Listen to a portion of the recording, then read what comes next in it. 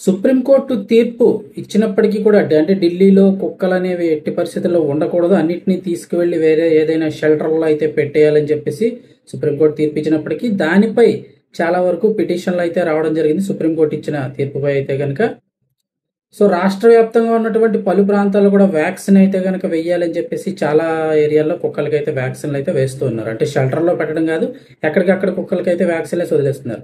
అయితే కొన్ని చోట్ల ఇంకా దారుణ సంఘటనలు అయితే జరుగుతూనే ఉన్నాయి. ఇప్పుడు ఏపీలో ఒక విషాద సంఘటన చోటు చేసుకుంది. గుంటూరు వీధి కుక్క దాడి చేయడంతో ర్యాబిస్ బారిన పడి 4 ఏళ్ల బాలుడు అప్పుడు ఆసుపత్రిలో చికిత్స పొందుతూ మరణించాడు.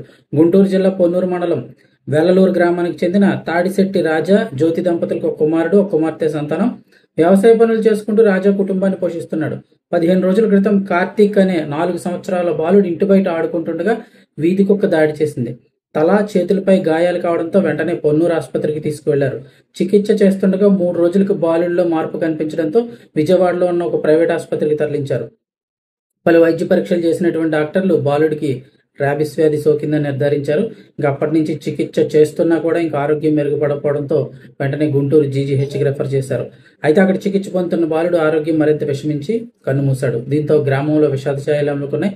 బాలుడి మరణంతో కుటుంబం శోకసంద్రంలో మునిగిపోయింది. ఒకసారి ర్యాబిస్ అంటూ అటాక్ అయితే ర్యాబిస్కి వ్యాక్సిన్ అయితే లేదు. ఖచ్చితంగా ఇంకా ప్రాణాలు కోల్పోవాల్సిన పరిస్థితి అయితే నెలకొంటుంది. మరి దీనిపై జంతు ప్రేమికులు ఏ విధంగా స్పందిస్తారని చూడాల్సింది.